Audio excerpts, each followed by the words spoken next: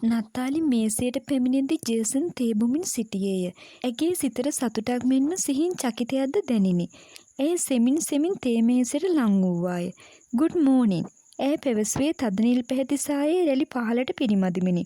"මෝනින්" ඔහු ඕනෑකමින් ඇය දෙස බැලීය. ඇය බිම බලා ගත්තනම අසුන් ගත්තාය. "කොහොමද නතාලි ජීවිතේ?" ඔහු පෙරදාට වඩා මිත්‍රශීලී හඬකින් විමසිය. නතාලි මේස රෙද්ද මත දඹරැගිල්ලෙන් ඉරියන් දාය. "වෙනසක් නැහැ." "වෙනසක් ඇති වෙන්නෙත් නැද්ද?" ඔහු දෑස් කුඩා කොට ඇය දෙස බැලුවේය. ඇය කුහුලින් හිස නැගුවාය. "මට ආයෙමත් දවසක මැල්කම්ව මීට් වුණා ලීසත් එක්ක." ජේසන් කතාව වෙනතකට හැරවිය. "එයා ඔයාලගේ වෙඩින් එක ගැන කිසිම දෙයක් කිව්වේ නෑ." නතාලිගේ සිතට දැනුනේ කෝපයකි. මේසෙන් නැගිට යාම අවිනීතකමක් බැවින් ඇය ආයාසයෙන් සිත පාලනය කර ගත්තාය. "වෙඩින් එක මැල්කම්ගේ මගේ. ඒක කාටවත් කියලා වැඩක් තියෙනවෑ." ඇය පැවසුවේ බිම් බලාගෙනය. "සමාවෙන්න." ඔහු ඇය දෙසට ආචාරශීලීව හිස නැඹුරු කළාය.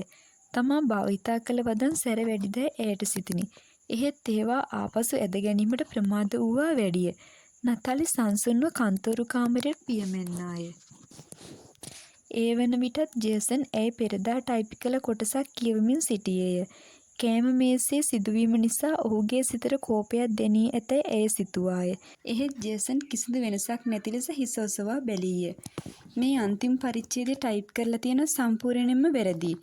ආයෙමත් මුලින් ඉඳලා ටයිප් කරන්න වේවි." ඔහු සුපුරුදු රාජකාරිමය හඬින් පැවසීය. වැරදී ඇත්තේ කොතනකදැයි දැන ගැනීමට නතාලි ඔහුගේ වම්පසට ගොස් කඩදාසියට එබී බැලුවාය. ඔහුගේ සිරුරෙන් විහිදුණු පිරිමින්ට පමණක් විශේෂිත වූ විලවුන් වර්ගයක සුවඳ ඇගේ නැහැපුඩු සිසාරා ගියේය. ඔවුන් දෙදෙනා අතර වූයේ අඟල් කීපයක පරතරයක් පමණි.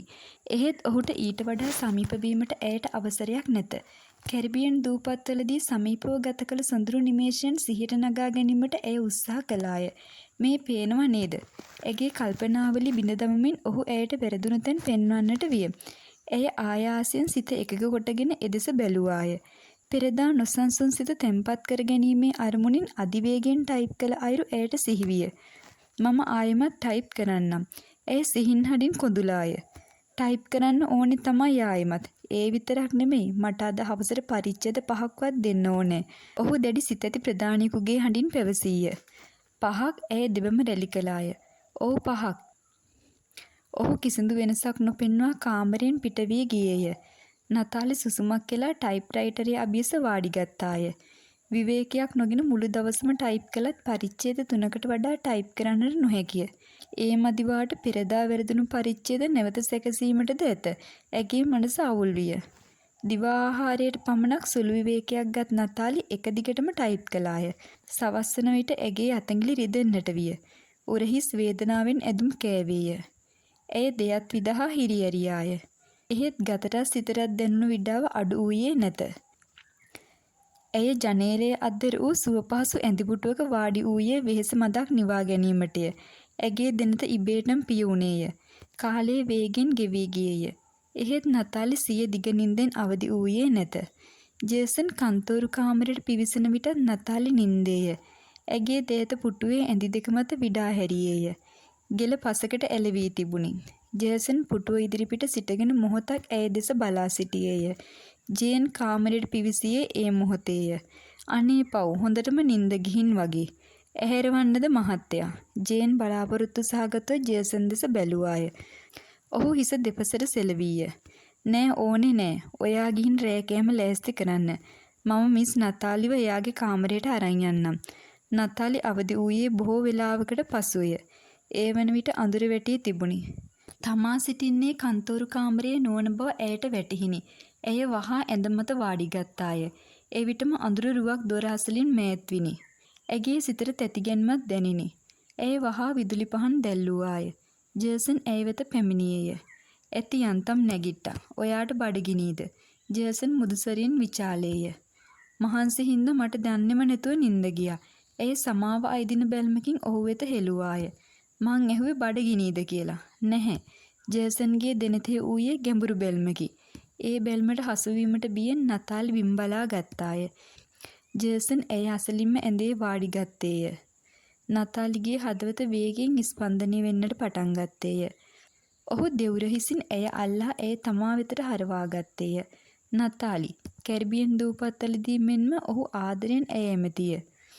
එම ආදරබර ස්වරය ඇගේ දෙනතට කඳුළු නංවන්නට සමත්ය. නතාලි ඔහු නැවතත් ඇය ඇමතිය. අපි මොකටද ආයෙත් හමු වුණේ? වචනයකුද නොදැඩූ නතාලි ජේසන්ගේ ගෙල වටා දෑත පටලවාගෙන ඔහුට තුරුළු වූවාය. ඇයගේ දේශේ වූ ආරාධනාත්මක බැල්ම ඔහුට හැඳිනගත හැකි විය. එදා කැරිබියන් දූපත්වල සිටියදී 12 අයිනේදී ඔහුගෙන් පළ වූ අනුරාගී බව ඒ මොහොතේද ඇය දුටුවාය. සැනකින් ඔහුගේ දෙතොල් ඇගේ දෙතොල් සමග එක් විය. දෙතොලින් පටන්ගත් සරාගී හැඟුම් මුළු සිරුර වසා ගනු ඇයට දැනිනි. ඇය නොඉසිල්ලෙන් ඔහුගේ යදඩුවන් දෑත් අතරේ ඒ මේ අත හැරුණාය. ඔහුගේ හතගෙලිවල පහස ඇගේ සිරුරේ හැමතැනම දැනෙන්නට විය. ඇය නොඉසිලිමත් වූ තරමට ඔහුගේ ආක්‍රමණශීලී බවද වැඩි විය. ඔහු හෙමින් සීරුවේ ඇගේ උඩුකය වැස්ම ඉවත් කළේය. ඇය කිසිදු විරුද්ධත්වයක් පෑවේ නැත. ඔහුගේ දෙතොල් පහස ඇගේ සංවේදී බව ඉස්මතු කළේය. ඇය තව තවත් ඔහුගේ මුහුණ සිය කයට තුරුළු කොට ගත්තාය. නතාලි ජේසන්ගේ කටහඬ නැගුණේ සිහින් කෙඳිරියක පරිද්දෙනි. නතාලි පිළිවදන් දුන්නේ නැත. පිබිදී එන ඉදුරන් සංසුන් කරන්නට මෙවන් සිප වැළඳ ගැනීමකට පමණක් නොහැකි බව ඇය දැන සිටියාය. ජේසන් ඇගේ හැඟීම් හැඳින ගත්තේය. ඔහු සිය කමිසය මුදන්නට එයට අත තැබුවා පමණකි. දොරට තට්ටු කරන හඬක් ඇසෙන්නට විය. ජේසන් වොත්තමක් මත තබාගත් අත එසේම ඇතිව ඒ හඬට සවන් පෑවේය. නතාලිගේ සිතට දැනුනේ නොරිස්සුමකි. කවුද ඔය? ජේසන් හඬ නගා ඇසුවාය. මහත්තයා මේ මම ජූලියා මිස් ආවා. පිටතින් නැගුණේ මැදිවිය සේවකයාගේ කටහඬය. ජේසන්ට එක්වරම නතාලිගේ මුහුණ දෙස බැලිනි. ඇගේ සිත දුක්බර විය. මෙතෙක් වේලා සිත පිබිද වූ අනුරාගී හැඟීම් නිමේෂයකින් අතුරුදහන් විය. ඇය ජේසන්ගේ මෑත් වී යහනේ මුණින් තලා වූවාය. ඔහු කාමරයෙන් පිට වී දොර වසන හඬ ඇයට දැනුනේ අතුල් පහරක් ලෙසය. ඇගේ දෙනතින් ගැලූ කඳුළු වලින් ඇඳ ඇතිරිලා තෙත්විය.